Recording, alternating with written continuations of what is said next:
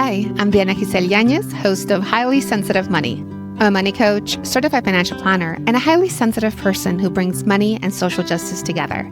If you're someone who feels deeply, can endlessly think through how one decision affects everything else, or has ever struggled with all the things that traditional financial thinking leaves out, you're in the right place. In this show, I chat with highly sensitive people on how they handle their money, and with money experts on how they cultivate social justice in their work. Questions? Please go to allthecolors.net and schedule a free 30-minute call. And I'm happy to share resources on investment management, money coaching, workshops, or anything else money and social justice related. Join us in this episode as we explore money and sensitivity while honoring that all of our well-being is interconnected. Today, I am joined by the incredible Miriam Zoila Pérez, a queer Cuban-American writer, activist, and budget coach whose work weaves together culture, justice, and money in a thoughtful way. We deep dive into the complexities of class, identity, and financial responsibility, especially what it means to grow up between privilege and scarcity and how that shapes our relationship with money as adults. Miriam invites us to examine the trade-offs between financial security and owning your time. This conversation also travels through the realities of self-employment, the emotional toll of wealth hoarding, and the quiet power of saying yes to generosity. Whether it's saving for retirement, focusing on owning your time, or deciding how much to give away, Miriam's story reminds us that clarity about our money isn't about perfection. It's about making conscious choices while navigating less than perfect systems. One quick note, I was having issues with my microphone, so bear with us through the sound issues on my end. Thankfully, we can hear Miriam loud and clear. So welcome, Miriam Zoila Pérez, to today's episode of Highly Sensitive Money. I'm very excited to have you here. You are my second Latinx guest. And you also have an amazing... It was so fun to research you. I really enjoyed listening to Radio Menea. So I'll link it here. I specifically listened to the Frikitona episode, which were...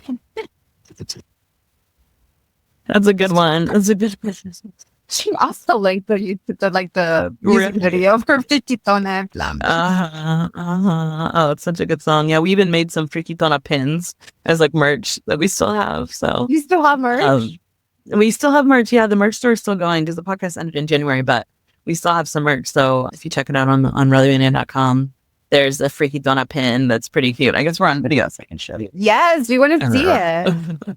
This is the Frikitona pin. And then they say teen feelings. Yeah. I love it. Yeah. So, and we have some stickers and stuff, but yeah, these are fun. So. I love that. You're going to see that pin on my little, I have this, it's actually supposed to be felt.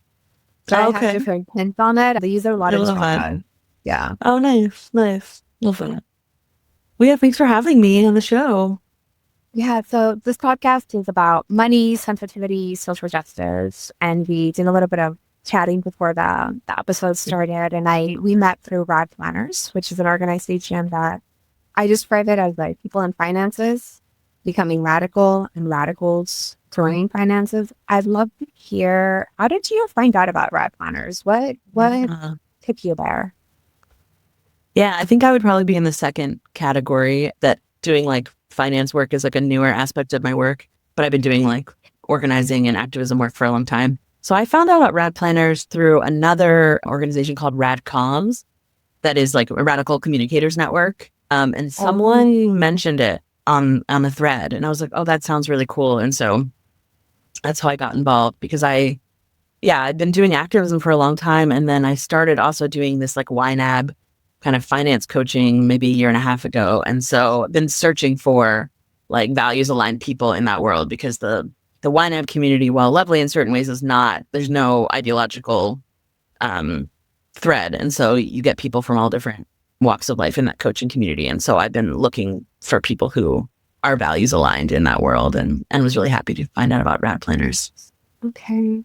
And you just kind of hinted at it, that money coaching is a newer part of your work, but I'd love to hear the vastness of your work? What are the things that you have found? Yeah, I've done a lot of different things. I don't know if I'm just because I'm a Gemini or because I just have a lot of interest, but writing is definitely like a through line. So I've been doing different types of writing, since like 2007. I started out as blogging. I have a background as a doula. And so I started a website called Radical Doula.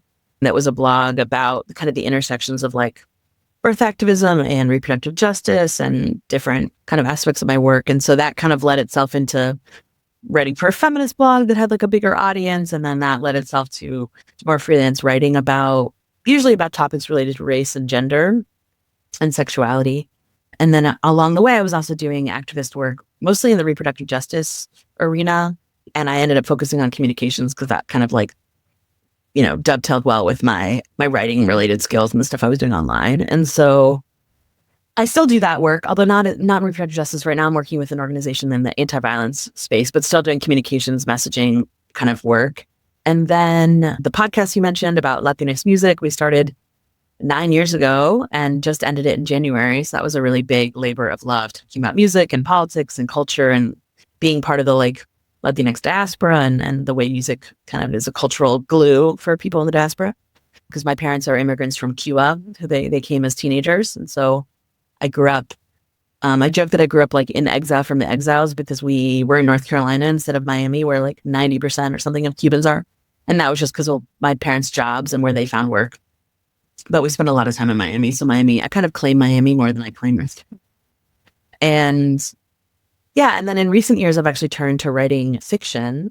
So I just released my first young adult fiction novel called Camila Nunez's Year of Disasters. And it's about anxiety and tarot and being a queer, Cuban-American teenager and belonging. And it's a sweet story. So that just came out in March. That's been a really fun new part of my work. And then, because I've been self-employed basically since 2008, mostly, I found out about YNAB, what they used to call budgeting software. Now they're like kind of moving away from the word budget, which is really interesting. But it's, money management software that helps you to like kind of know how much you have and know what you need and how to plan with your money. And so I found it. I don't even know how I found it now, but it's been over 10 years. And it has been such a central tool for me to have this like non-conventional self-employed life where I get to prioritize the things I want to do versus like money as like a main factor. And I will talk more about my background, but I do have some, financial privilege in that I grew up middle class and I was able to leave college without any debt. So that's also been a big part of why I've been able to do what I do. But yeah, it's been so central to like me managing my money that I've just been one of those people who's like always telling people about it. And I used to help friends learn how to use it. And then YNAB decided to create like an official coaching curriculum. And so I did that a couple of years ago. And now I've been working with clients one-on-one on learning how to use the system to help manage their money. And it's been really rewarding. Thank you. Thank you for just kind of letting us know what the groundwork is. Like, where are we standing? Because there's so many avenues that I want to dive into. Yeah. And the question that I really love starting with is, what was the financial background of your childhood? And how do you think it impacts the work that you do today? Yeah. So it's so interesting because my parents are immigrants. My father would say exiles, not immigrants. It's very political, kind of this question of like choosing to leave versus being forced to leave. So there's like a lot of different money stories in my kind of, even just like my recent family history, right? And I feel like that I don't think that's uncommon, especially for immigrants, but it's more complicated, right? So it's like, there's like the economic context of my parents' childhoods, like before they left Cuba, which on my father's side was very wealthy, very successful family business, house, like people working for the family, that kind of thing. And then on my mom's side, before they left Cuba, her parents themselves were immigrants to Cuba from Eastern Europe. They were Jewish immigrants fleeing anti-Semitism. And so my maternal grandfather had kind of spent his life, working his way up in a kind of a, immigrant story of like sweeping floors. And then you have a little counter at a store. And then he owned his own clothing store by the time he left Cuba. And so, but then leaving Cuba, because of the context in which they left, they left basically everything behind. There was like, you couldn't really take anything with you, very little property and definitely no like money or assets. And so my dad's family then became what I would consider lower middle class, working class in some aspects. They never regained anything like the wealth they had in Cuba. And there's no generational wealth from that because it was all basically left in Cuba. And so a very different class experience in the US than they had in Cuba. And it was never, they never like regained any class status really. And then on my mother's side, I think they were able to like have another store in Miami, and they were able to kind of, I think, replicate what they had in Cuba. And then her sisters have both become very wealthy through like marriage and business. And so my mother is, I would say very middle class, but maybe upper middle class, but her sisters are like millionaires. So it's very interesting, just like, and then on my dad's side, his siblings, nobody has attained anything like the wealth they had in Cuba. So it's just so interesting the way that these things play out. So all that to say, I grew up in a middle class household because my parents were both academics and they both had tenure before they had children. And so they had this like security, job security. So very middle class. They were divorced when I was young. And so then I also had two contexts in their different households, both middle class, but my mom is very generous and will give kind of everything she has. And so she was often living more precarity financially, whereas my father, less generous, much more kind of like a wealth hoarder, so had a lot more. And those things kind of still are true.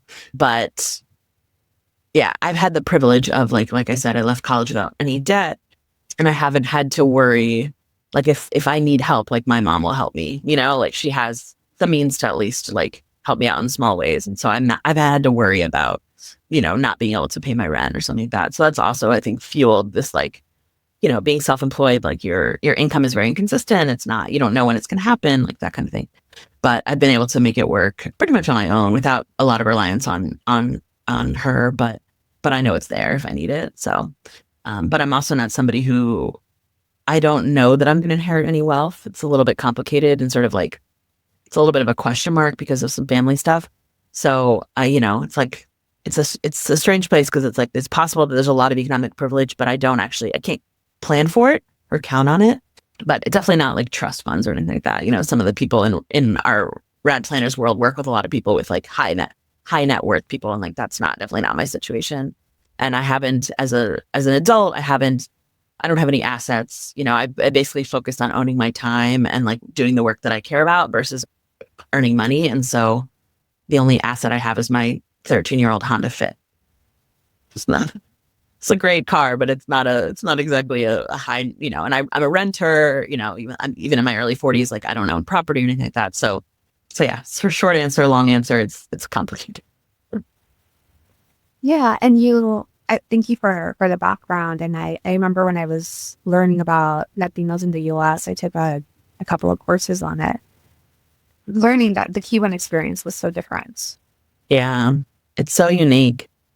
Also, because we had a lot of privilege, like status-wise, until very recently. If you were Cuban, you made it to the U.S., you could immediately have a path to citizenship, and was only revoked under the Obama administration. So there's like 50 years of this sort of privilege, and then also, yeah, the class dynamics, I think, in some ways mirror what's happening with the Venezuelan population, whereas like a lot of people with economic privilege left. I think the people who left Venezuela were able to take more of their property with them than the people who left Cuba, because it was much more like. The revolution was a very particular dynamic, but you have a lot of people with class privilege coming to the U.S. But then also as time went on, then you had a lot of people leaving Cuba who didn't have class privilege, like people who lived under the revolution and then left in the 80s or 90s or more recently. And I think with Venezuelans, it's the same, that there's been people who've left more recently who don't have economic privilege. And so, yeah, it's a complicated, both politically and all of the things in the U.S. But yeah, Cubans have had a very privileged life as immigrants in the U.S. because of basically anti-communism and the way that Cuba has been kind of a political kind of pawn in that sort of whole post-Cold War stuff. I recently moved to Mexico City. I've been here for a couple of weeks, it'll be 2 years. And I've always experienced this in Mexico, that there's a lot more classism than I have in the U.S. But I think in the U.S. classism looks different. Because in the U.S. classism, like, you see incredibly wealthy people wearing like kind of sweats. And then in Mexico, like, nobody wears sweats. Like, that's Colombia. Like, it's like such a much more of a dress up culture. So yeah, we were seeing that Latinidad maybe is related to class and money and like Yeah, the dynamics are connected. I mean, Miami is that way too, right? Because Miami is so like Latino at this point. Like, it's not a dress down place. Like, growing up, my mom, I felt like would always be like the most nicely dressed person because we were in North Carolina in this context where people were pretty like casual, but she's not a casual person. So like, she's gonna wear, a full face of makeup and earrings and to the grocery store. So I feel like that same cultural dynamic is replicated in Miami because it is so dominantly Latino that. And as a kid, I would go back and forth between the two places, and I never felt like appropriately dressed for either place. And then I would like come back from because I would spend like the whole summer in Miami, and because my parents had that privilege and would spend time with all our extended family, grandparents, and I'd come back from Miami, and my friends would make fun of me in North Carolina for like my fancy Miami clothes. There's just like the cultural differences are intense. Yeah, so there is. Yeah, I think that plays out, and it's probably about class, right? And like trying to look a certain way and trying to make sure people know that you're not poor. And I do think that plays out differently in the U.S. And maybe in the U.S. it's more racialized too. Not that there's not racial dynamics in Latin America, for sure they are, but it plays out a little differently. It used to be also that like the class dynamic, the class divide was much starker in places like Mexico or other parts of Latin America. And I don't know, the U.S., right, the class divide is becoming more and more stratified. So I wonder if that will not be the case so much anymore. But it used to be like the extreme wealth and the extreme poverty that existed next to each other wasn't the same as what you'd see in the US. But I wonder if that will change, Yeah, it's definitely my experience here. Like, depending on what part of Mexico City you're in, like there's a section drawn line from this that they say like you need a visa to go into those areas because there's so many foreigners. Like English seems to be the predominant language, but there's also a lot more people begging because there's more access to it. Right? Yeah, so like those two things attract each other and live in a different part of the city that's much more like, I guess, middle class, and no one here is asking for anything. Right. But because there's wealth to share. I don't know. It's interesting. Yeah. Yeah. And I think it's one of the reasons that I love living here is actually because of that. I had an experience living in Southern California. I went to school in Irvine. And Irvine shipped out their homeless. They shipped them to the neighboring city. And after a year, maybe a year and a half of living there, I saw someone that was houseless at a coffee shop, and I was shocked. And then I was horrified at my shop. Like, horrified at my shop. It was like, what is this place doing to me? That I pretend houselessness didn't exist. Yeah.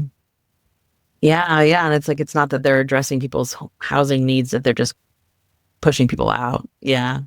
Yeah. METC definitely has a significant unhoused population also. And so you can, you can't really live here and not interact with folks who are unhoused or asking for money. But I remember the first time I went to Mexico as a child, my mom's academic work is actually about Sor Juana Inés de la Cruz, the Mexican nun. Yeah. And so she would go to conferences in Mexico a lot. So I went with her as a child, and I remember it was the first time I had seen children begging, right? Like, it's just not something that I would see where I grew up. So yeah, it's a different context, but it doesn't mean that it doesn't exist here. It just gets dealt with differently. It gets hidden, or, I mean, some places, deal with it better than others, but yeah, it's definitely a reality of life in DC for sure. And I think generally it's getting worse, right? In a lot of places in the country. Yeah.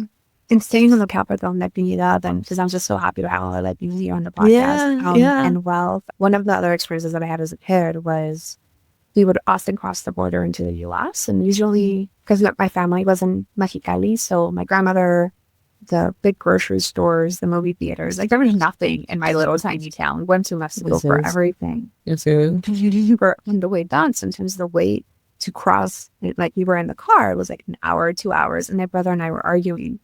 And my dad got so annoyed. He's like, all right, I'm done with you guys. If I hear one more thing out of you, I'm going to let you out of the car and you can beg for food like the rest of these children. Oh, Jesus. That'll scare you straight. Like, there was no way I could ever forget that I had been born into privilege just because I had housing and food security. Right. And those kids weren't necessarily that different than you. They were just in a really different context, right? Yeah, it's intense. I know the border, like life on the border is such a unique. I've spent some time in the Rio Grande Valley in Texas, and yeah, just like it's its own world, the dynamics of living in the borderlands. And obviously also it's gotten more and more militarized and more intense. That time I spent there was like in the, early aughts, 2010. So it's a different, it's much more, I think, militarized than it was then. But it reminds me that these borders, they're fictions, right? They're like imaginary lines, but they totally shape reality, right? And because of the way that they're used politically and economically, but they're not actually real things. They're just like imaginary lines people have drawn on maps, So coming into the topic of budgeting, when you were deciding to become a YNAB code, who were you hoping to work with? Well, like I said, for years I had been telling my friends about it. YNAB has kind of a cult following. I don't know if you like interacted with people, but it's one of those apps that just like people get really into it when they're into it. I mean, I think it's because also to do that kind of thing well, you have to do it. You have to interact with it almost every day. So there's this sort of like, it becomes part of your routine. And then I think it's just a company that happens to have, it's a grassroots company. Like it's owned by one guy who started the spreadsheet. It's not like owned by some big financial services company. So it still has this like grassrootsy vibe to it. So I was definitely like a kind of an evangelist for it and would tell my friends all the time and would sit down and do sessions and try to help people learn how to use it because I enjoyed doing that. I just kind of nerded out about it. Like I just did that, for free. I would just offer to do that. And then, yeah, the training, the coaching came around and I was like, well, maybe it'd be good to like learn their methodology for how teaching it, because I was just sort of making it up myself. And then, I wanted to work with people like me, people who are, the reality is I'm working with whoever wants to work with me at this point. Like I haven't, I don't have any, I haven't turned people away. So it's interesting to see who kind of is drawn to me. And mostly I get folks from the directory, which is like hosted by YNAB, the coach directory. But yeah, I'm not focused on like wealth hoarding, right? Like, and I actually think YNAB, one of the things good about it, it's not either. Like it's really about like, what is the money that you have for? Like get really clear about it. Because I think when you're not clear about it, there can be a tendency to just want more and more and more, right? Just because like the number is some sense of security or whatever. And so, I've only worked with a couple of people or couples who are like, high net worth people. Mostly it's, some low income folks, some people who are small business owners, like, definitely more people who are politically aligned to me, I think, just based on who I am and what's about me on the internet. I think that's what draws people to me. So, a lot of the people who use YNAB are wealthy, which is not what you would imagine, I think, for like budgeting software, money software. But I have a sliding scale, a 5-tier sliding scale for my services because I really wanted to make it accessible. So like the bottom of the scale is only $50 a session, which is very, very low. And there's very few YNAB coaches who do a sliding scale, but it felt very important to me to be able to work with people who have different financial situations. And so yeah, that was part of my approach, is like wanting to work with low income folks. And then, yeah, I've tended to, I think, attract more like queer folks and people of color. Like it just kind of happened that way. I'm honestly happy to work with anybody, really. It's just, I learn a lot from like how people think about money and their different situations. And I think I could have been a therapist in like another life. So I sort of enjoy some of that, like one-on-one work, even though I'm like trying to be very careful. Like I'm not a therapist, but money is very emotional and complicated. And so you do have to hold space for feelings around it. Yeah. Yeah, there's a quote I love that says, I'm afraid that they're the mentor of mine said, like, money looks like math because it has numbers, but it's very much more of a psychology question. It's true. It's true. Yeah. I feel like for most people, there's like a learning curve issue that has to do with like numbers maybe and like understanding finances. And I think I just happen to be somebody who has a facility with that because like I didn't grow up with any like learnings about money, nobody talked about money. Nobody taught me about money.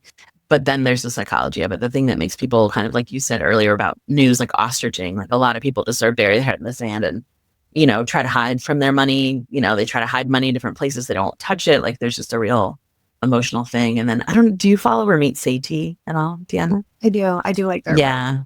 I like him. Yeah. And so he talks a lot about, that like how people feel about money is highly uncorrelated to their actual situation. And so the reason I think YNAB is like useful is because it makes you really see your situation. Like you have to uncover all of the realities of what's going on and be very plain about like, this is what I have. This is what it's for. This is what, that kind of thing. So I really like it for that reason. And yeah, some people just need a lot of hand holding. Couples are so fascinating because then there's all sorts of dynamics between the two people of how they deal with money and how that influences their relationship. And so I've worked with some couples that, and it's hard work, but it's also really rewarding because there's so much there, right, to encourage people around. So yeah, it's definitely very highly emotional work. Yeah. Yeah. I also really like working with couples and just like helping them come together. Because I was really like, I always feel like I'm working with actually, let me cut that out. I want to go back to, there was something you said earlier that YNAB is actually more for wealthy people. It reminds me, I read this book called Scarcity by having too little lose so much.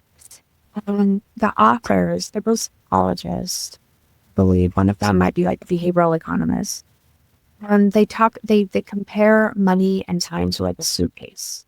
When you have a really big suitcase, we have more than enough money, more than enough time. It doesn't really matter what to put in it. We don't really have to think about like, do I need this extra pair of shoes? Am I really going to need a hairdryer? Like, am I going to use it at all? But when you have a smaller suitcase, every decision is a trade-off. So people with less access to money know how much a pound of peanut butter costs every time we go to the grocery store. And I remember experiencing that difference in myself. And right, like I moved into more financial stability. I was like, I don't remember. Like which is such a huge privilege, such a huge weight off my shoulder that I can go to the grocery store and kind of know like this is how much I have to spend. And if I need to spend an extra $20, like I'm okay. Mm-hmm. Whereas this is how much I have to spend for 5 people. And inflation, like it's a fight against inflation. So that is really interesting. And as people have more access, there's always that like lifestyle creep that comes on. Is also what I think YNAB could be really helpful. And like you were spending this much on this. I'm like, why is this changing?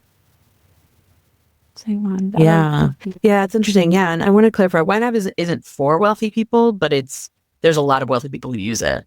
So it wasn't designed necessarily for people with particular class background, but you might be surprised to know that a lot of people with wealth use it. Yeah, I think the suitcase metaphor is a good one, and also to me, it illustrates how sometimes having more also increases the likelihood of just hoarding because you're like, you don't have to think that much about what you have or don't have. And sort of in that metaphor, right, you have a lot of space, so it's easy to just accumulate more. I think people would imagine like, if you're wealthy, you don't need a budget. You don't need to be managing your money, but there actually is a lot of utility to, I think, especially if people have more, to really knowing what they have and what they need so that they can be purposeful about not having too much. It's one of the things I like about Ramit Sethi. I feel like he works with a lot of really high net worth people, and he's trying to encourage them to not, like, what are you going to need all this money for? You're going to have $8 million when you retire and you're not spending, you're looking at the price of blueberries or whatever, right? So he's sort of trying to encourage people. And I think YNAB also is like, you have to label what the money you have is for. It's not just like this pot. And they really encourage you not to just call it savings. It's like, savings is deferred spending. So what are you saving for? What are you going to spend this on? And then, this is where my like politics come in. It's like, I want to encourage people who have more to give away some of what they have, right? So like only have what they need. And, there's research right about that wealthy people are much less generous than poor people, right? So there's a lot of like paradoxes in that. But I do think that like excess can really kind of encourage hoarding. Like I was talking to a friend the other day she has inherited wealth. Her father gives her like, I think kind of whatever the max is every year for like it to be, tax deductible. And she's been unemployed for a little while because she had a campaign job and it ended. And we were talking about it and she was like, she was like worried about spending money on a car. And the car was a car that she'd gotten for free from a family member, but it had a big expense. And she's like, well, it's hard to spend money when I'm not making money, but I know I'll like make it back when I get a job. And I was like, you're going to have enough money even if you never make this money back. And she's like, well, I want to make more so I can give it away. And I was like, okay, great. But like, you can give away money even, it's like, I think like the reality of her situation, like not orienting to it really as like the truth is like, she's going to be fine no matter what because of the like level of wealth she has. And so I think sometimes the psychology of it can get a little tricky when you have more than you need. you start to want to just like increase that, just see that you want that number to always be going up. And it's like, to what end? And like, when is there a limit to what you actually need and what's values aligned to, if you're talking about somebody with, politics in that way. I'm thinking of a client that I had that for her, her level of wealth and the level of like withdrawal she was taking every year, there was this feeling of like separateness from everybody else. Because everybody else, with all of her friends, especially in the political spaces that she was, were wondering about like, oh, I had a car emergency, how am I going to make that through? And that she felt a sense of distance from them because that wasn't her issue. So I wonder if sometimes we will create that fictional, like, oh, I also have that problem. Right. Yeah. Yeah, because it's hard, right? Yeah, it's hard to be with wealth. Like, it's embarrassing. There's shame around it. It's one of the reasons I really love resource generation. I don't know if you've ever connected with them, but yeah, I mean, I know they're popular in the rad planners world, but yeah, that there's a space for people with wealth, young people with wealth, to really work through their feelings about it and also be encouraged to give away what they don't need, which is, I think, hard. It's countercultural, but I think it's important. And I know a lot of those folks, not everybody, but a lot of them are children of immigrants too. And that adds a whole nother layer, right? Because of the immigrant mentality and this sense of like, oh, I worked really hard so that you could have X, Y, and Z. But yeah, the psychology of money is really fascinating. And one thing that I forgot to mention earlier, you were talking about Natividad, but sometimes for a lot of different diasporas, some Latinos, like there's always that need to send money back home. Yeah. Right. Yeah, which is a whole other aspect. Yeah.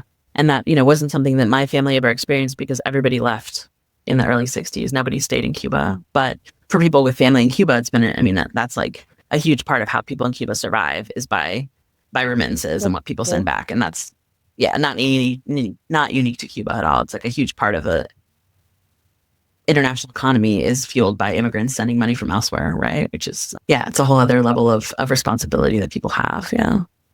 Yeah. And that can definitely be a line item on your budget. I worked with couples that were like, one of them, for him, it was always going to have to send money back because there were hundreds of family members, and like village members and like people that needed support and helping her feel, in this case, I mean, the pronoun are irrelevant, that like one of the parties wanted to always be able to send money back and the other party was like, we're not actually stable here. Right.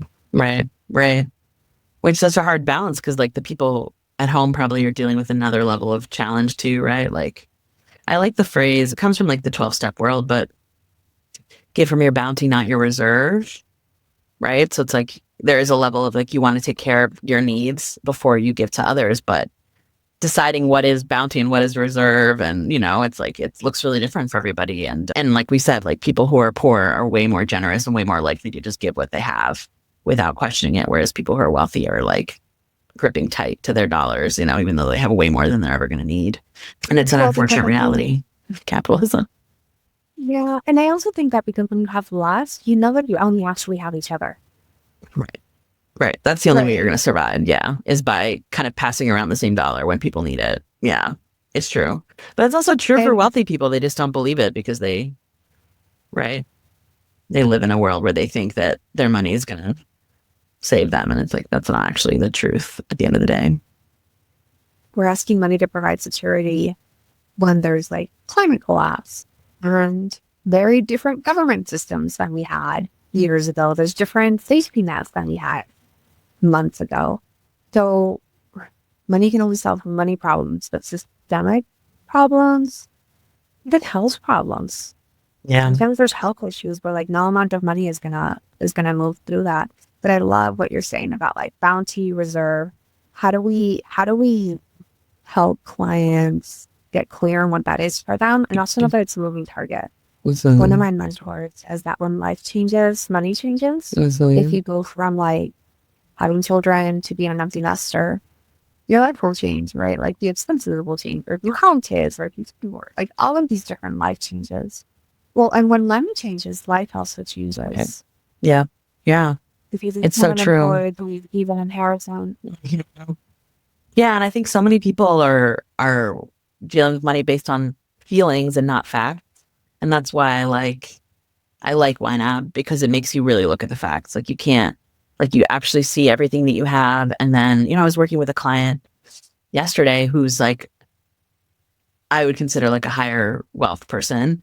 It's so interesting also to see people, how they put themselves on my scale. Like I have like a pretty clear, like kind of income recommendations. And then also like a caveat, like if you have inheritance or, you know, a lot of assets, put yourself above. If you have a lot of debt, put yourself below. But, you know, people self-choose, you know, and wealthy people tend to put themselves lower than I think they should be, right? It's one of these things about your self-perception of your wealth versus, but anyway, I really wanted to look clearly at like the money that this person had so that her feelings about money could be more tied to actually what's true.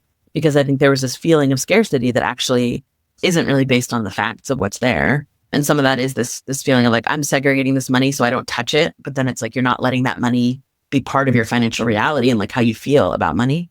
And so it's so complicated. So I really like this, like, we need to look at the truth of what's going on, because that's the only way that you're going to actually be able to make decisions that are based in fact. And, you know, whether it's that you don't have enough and you need to figure out how to make more or to reduce your expenses, or that you have way more than you need and you should act accordingly, you know, like you don't have to you be more generous. And that, you know, I feel like the bar is pretty low for the finance world, but like the fact that Ramit Sethi like encourages people to tip generously and is not anti-taxes and like, you know, talks about giving, like there's not a lot of people in the finance world that do that. And I really appreciate that. It's like, right, that's what you should do if you have a lot, is that you should be generous at every turn that you can. And that's not necessarily people's impulse, which I really is unfortunate. Yeah. Now, one thing you mentioned from listening to my other interview that I like to talk about is like the sort of my approach to like giving. As somebody who, I don't have a lot to give, right? Like I don't have a lot of, you know, I have a moderate IRA. Like I'm not right now, I'm not really set up for the future, but I have what I need to cover my life. And I have a little bit more than I need. I think, you know, above a certain point, most of us have more than we need, a little bit more than we need at least. So yeah, my approach to giving has been, I set aside $100 every month for giving. So again, not a lot, but it's something, and it's something that I can do without, you know, jeopardizing myself financially. And then every time I get asked, like so either someone asks me on the street or I see like a GoFundMe or a appeal on social media from someone that I know, I give $10, just like $10. Like that's just I don't think about it. I don't question it. I don't like dig into the GoFundMe. I'm just like $10. And then on the street, you know, it's been interesting to like, I feel like have to sort of also adapt my sense of like what it makes sense to give people based on like cost of living and inflation. Like giving someone $1 now is like very meaningless, right? What can someone do with $1? So I try to always have cash on me. I do get asked for money a lot in DC. And try to just like go with that same immediate yes. Like I'm not going to question this person or what I think or my judgments or whatever. It's just an immediate yes. I'm going to give. If I have the cash, I'm going to give it. And that has, helped me to release a lot of the anxiety of like deciding whether or not to do it. And, you know, when the $100 is gone, the $100 is gone. Like I don't give beyond that if I don't feel like I can. But, you know, small dollar amounts, right? I'm not able to be a big donor, but it feels good to just have this like push toward generosity, which I do think is how a lot of low-income people are naturally inclined. And when you grow up with any kind of financial privilege, I think you get tuned out of that and you get put in this idea of like that you should be very discerning about who and how and what they're doing. And it's very patronizing and also stressful. Yeah, it creates additional work for people receiving that, right? Because now they have to do a song and dance for them to be worthy of the redistribution that you're giving, whether or not you are even worthy, whether or not the person giving it actually receives it in a way that was the values aligned or anything. Yeah. So it's just my little experiment, you know, like how that feels and trying to orient differently. But it's a lot of learning, you know, and always kind of trying to figure out how to align my values in a system that is not values aligned. So. And what I know about YNAB, I've never used it myself. When I first tried to use it, I found it confusing. And then I already was doing other things with my budgeting that I didn't dive into it as much. But I do remember liking that, let's say you set aside $100 for redistribution, and then you decide to give more.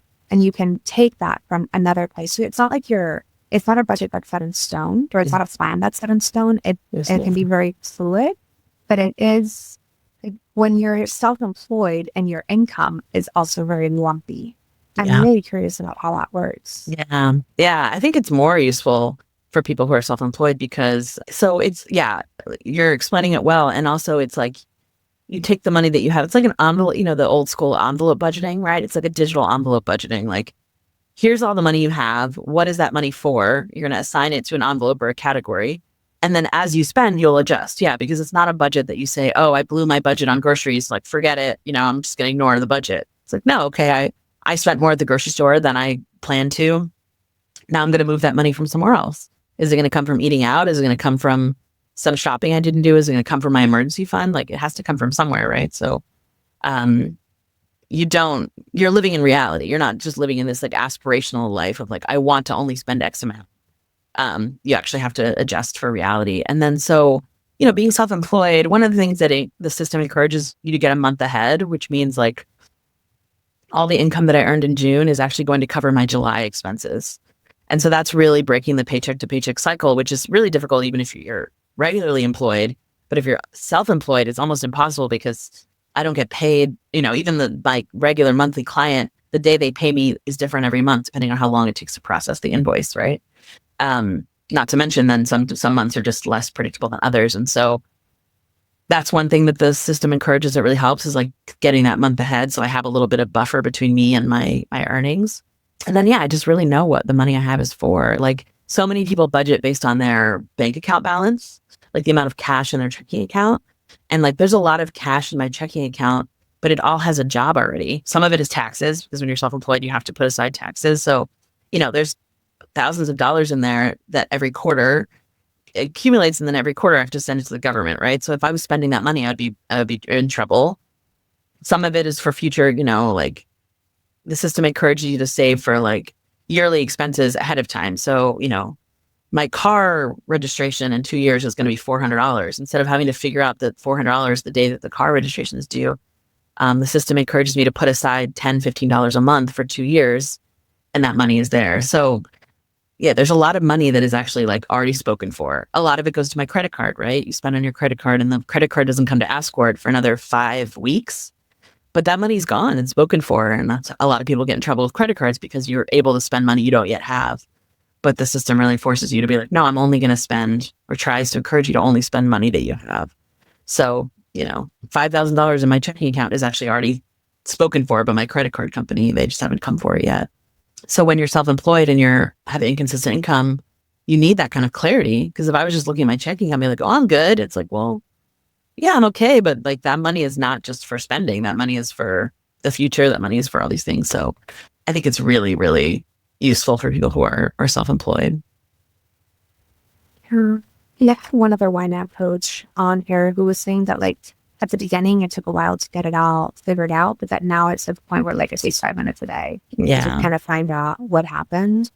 And that it also can be really helpful for people with, I have a client who has ADHD, and for them, it was really helpful to have like the very clear color, the very clear feedback. And then I have other clients that like all of that detail is overwhelming. Like the only really thing I'm looking at for them is like, how much are you putting aside for the future? And let's not use credit cards anymore. Yeah. And like that is enough structure for that. Right. Right.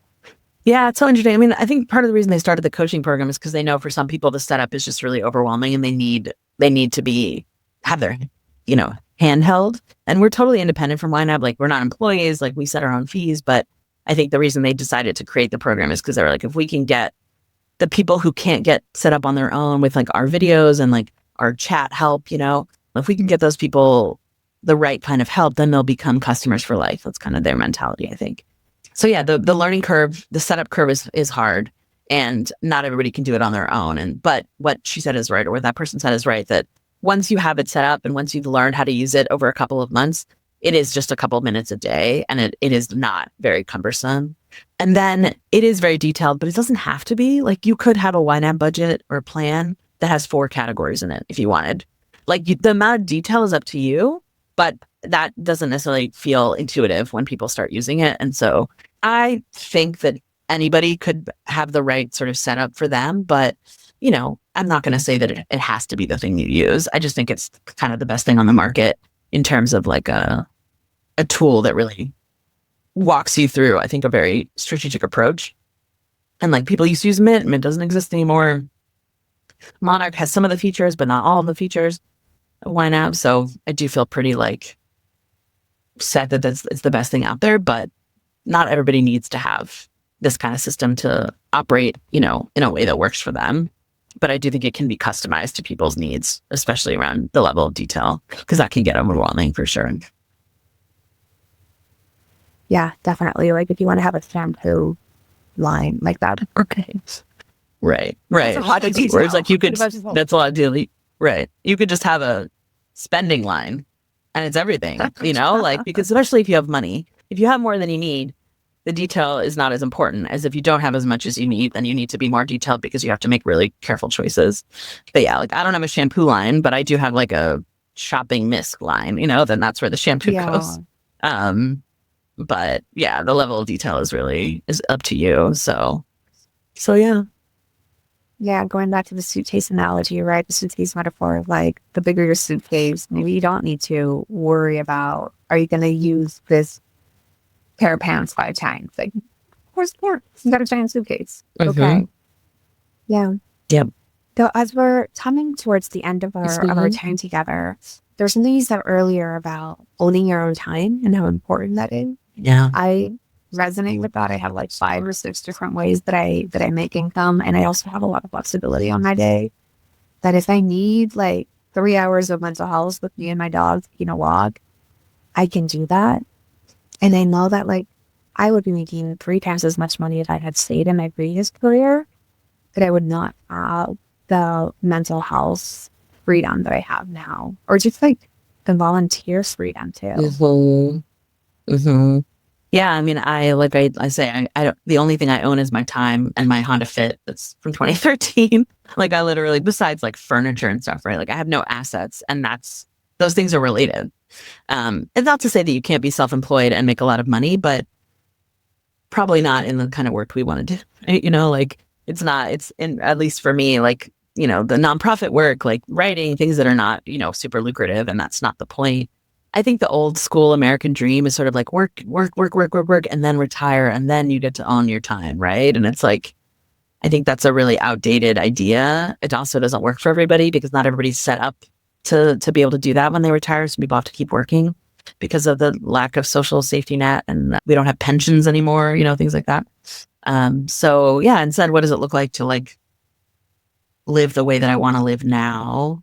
And where do I have choice around that? And for me, it's been about, keeping my expenses low so that I can live the way I want to live, but make half of what my peers make, which is the reality of my situation often. And that looks like, not owning property, like renting an apartment, like having an old car, like these materialistic things that are not important to me personally. And also, again, this is all on the backs of like having a privileged economic setup that I didn't go into adulthood with debt and things like that would have made it hard. But yeah, for me, it really works. Not everybody, some people are like, I really want structure and I want a boss and I want to know my paycheck every 2 weeks and whatever. But I'm really grateful that this works for me and that I have the skills to make it possible, because I like being able to take a nap in the afternoon.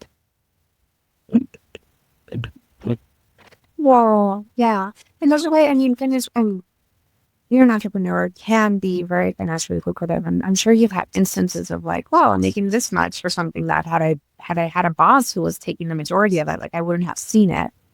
Right. But there was something you mentioned earlier when you're working with clients. As someone who's a certified financial planner, I am thinking about like, how much are you putting aside for retirement, for the day that you're not able to work? Because I know I love my work. I could see myself working in my 70s. And I also don't know what's going to happen. I also don't know, like, that's the very fine line between like wealth hoarding and also building up a prudent reserve. Yeah. I've really changed my life by moving back to Mexico, where like my prudent reserve doesn't need to be what it would need to be if I were in the US. Yeah. That's probably the thing that now that I'm in my 40s, I'm like, okay, I need to figure out how to save more for retirement because I don't have anybody contributing to an IRA. There's no match, And in my 20s, when I left my full-time work to be self-employed, it was also when the crash of '08 happened. And so I didn't, again, no financial literacy. At the time, I was like, oh, how lucky that the money that I had in the 401k that I started at my job was not invested anymore because I left the job. So like I had to reinvest it myself and I didn't know how. I was like, oh, great. I'm lucky I didn't lose money, but now I know that like actually I lost out on a lot by not having the money in the market, in those years. So, looking back, I wish I had some financial literacy and someone who was guiding me around that. And I didn't have that. So, I mean, that this is not taking into consideration like the ethical questions about investing in the stock market and like what that means but it is the system that we have. It's the way that you can, safeguard your future, quote unquote. So it is something that I'm having to get a little bit more real about now that I'm in my 40s of like, okay, if this is actually what I'm expecting is going to help me to live, I need to be increasing the amount that I'm putting aside. And so that does require to some degree thinking about increasing my income, so the financial pieces of it, I can't just be, I have to consider those more as I get older. I don't have what I need right now. Like I don't have enough and the amount that I'm putting aside is not enough for what would probably need, even if I worked till 70 something, like, so it is something that I'm having to get a little bit more serious about now as I get older. And, there's a lot of question marks about Social Security and about, the stock market and what's going to happen with the US economy, but operating under the conditions we're in now, it still feels like the best way to sort of think about your future is to put money aside and invest it. So, I'm trying to get a little bit more aggressive about that because I can't stay at the rate I'm at. It's not sustainable. Well, and what the system that we built right now, we're like, this 401k is a theme from the 70s, from the early 70s, and it's really against human nature to think long term. I remember reading that we have as much compassion for a stranger on the street as we do for ourselves 5 years from now. Mm-hmm. We have no idea. And you look back and you're like, who was I 5 years ago? Who was I dating? What was I doing? What was I wearing? What music? Like, who was that? Yeah. Right? So it's and again, this is a very, very new experiment that was very much corporations trying to get out of social responsibility. Right. Pensions. Right? Yeah. Before this, we had pensions. And before that, we had penal systems. But it wasn't great. Right. No. Yeah. I'm not saying we should go back. Right. Yeah. Right. Old age has always been precarious, except that before we had like more family responsibilities. I just want to normalize how unreasonable it is to ask 20-year-olds to think about themselves when they're 70. Yeah. And to have the knowledge to know what the right thing to do is, right? Like I thought I was like, oh, great, I'm avoiding this horrible market crash, but not understanding the way that investing works, that actually like that's a moment where you can actually gain, which is also problematic, right? That people can gain from these moments of suffering. But no, it's a good point that the 401k system is a very new experiment. And defunding Social Security, putting more emphasis on individual, wealth hoarding essentially as a future plan. And so, alongside all those critiques, then it's also like, well, here's the system we're in. And then I have friends who are like millennials who are like, oh, that stuff's not going to exist. Or, oh, is there even a future? Why would I save? Like the world's going to be over. And I'm like, guys, like, that's not actually, you can't actually live like that. Like, A, I don't believe you. I don't agree with you. I think that's a problematic way to think about the future, even from like a political perspective. And B, like, you can't plan on that, friends. Like, you can't plan on the apocalypse. Like, that's what people have been doing in, right-wing cults where they are waiting for Jesus to come, and they spend all their money because Jesus is coming next month or something, Several times there's been large groups of people who are like, the apocalypse is coming, and so they give everything away, burn it, right, and then it hasn't come. Yeah, it just keeps going. You're like, this isn't great. It just keeps going. Yeah. And on the investments, I'll just drop that, like, as an investment advisor who works in the solidarity economy, there are positive ways to invest your money, to support things. It can be a little bit more intricate to find it. There's a lot of greenwashing that happens. Right. And yet it's still something worth looking into. Yeah, there are, right. There are ways to be more conscientious, right, about your choices. Yeah. I don't know if you listened to Ramit's podcast, but he just recently, the whole ESG kind of investing came up, and his response to it was really frustrating. he kind of just like totally dismissed it as a thing. And I was really frustrated to see that, because I think it was a really overly limited viewpoint on that whole arena. And I was disappointed by that. I hope somebody like talks back at him about it who knows more than I do, because I do think he has a lot of influence, because I don't think it's not worth considering, but it's also, it's complex, right? It's complex. And he was kind of like, make the money and then give it away. And I'm like, well, making the money off of a bad thing and then trying to fix it by giving it away that's not been working, my friend. Like, look what we've been trying to do. Like, that's not how that works. So, but again, the bar is so low with financial people that the fact that he's even talking about it at all is like, wow. I'm going to listen to that and then create an episode. Good. Like, you should. You're wrong. Yeah, it was the most recent Money for Couples. Like, he has these, I don't know if you listened to that podcast. It's really interesting. But yeah, he had like a couple on that. One of the woman had a trust fund since she was a child, but it was very, very badly managed. So it like didn't grow at all. It grew like, it was $800,000 and it grew to $1 million after 30 years because it was so badly managed. And he blamed that on ESG. And I was like, that's not what this is. This is a really, really bad financial management situation. But anyway, yeah, listen to it. I would love to hear your thoughts on it, because you know a lot more than I do about it. Thank you for that episode idea. You're thank welcome. you again for all of your time today. Yeah. I'm excited to get that frikitona pen. That'll be really I will be the one mailing it to you. I'll happily mail it to you. The YA novel. I also love that. Thank I you. love that there's more literature for us. Like, right, if I had been I don't remember there being a lot of like. I remember reading Fumado para Chocolate when I was a teenager. Yeah. No, there was not a lot. There was not a lot for us. I know it's great. There's so much more now, which there's like, I can name a few, like 5 different queer Latinx like YA authors. So that's amazing. There's still room for a lot more, but yeah, it's been beautiful to see the shifts. Yeah. And I'll include in the show notes how people can find you. Okay, great. Or social media, your website. Anything you want to share before we sign off? No, just thank you so much. It's so lovely to connect with people who come from similar worlds and are trying to do this work in a different way. So yeah, thank you for inviting me, and I'm excited to follow your work. It was a gift to have Miriam Zoila Pérez join us today and share their wide, generous view of how money, culture, and community all weave together. I hope this conversation invites you to reflect on your own story too. I'm walking away from this time with Miriam filled with joy to highlight another Latine work in finance. I truly enjoyed the reminder that clarity about money isn't just about spreadsheets or apps.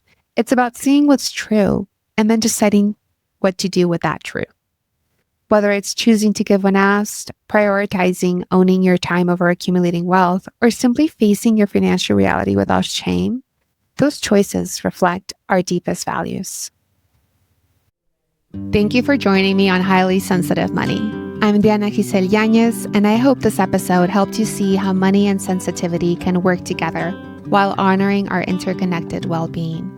We have the power to create a system where everyone's needs are met because nature is abundant. If you found value in today's conversation, please take a moment to leave a review and share this episode with someone who could benefit. Your support helps this message reach more people navigating their own financial journeys. A thank you goes to Mike Schul for the music and Juan Antonio Nunez for producing. For more resources on bringing money and social justice together, sign up for my monthly newsletter over at allthecolors.net. I also invite you to schedule a free 30-minute call where we can talk about money coaching, investment management, and all things money and social justice. Until next time, remember that your sensitivity and deep thinking is your superpower.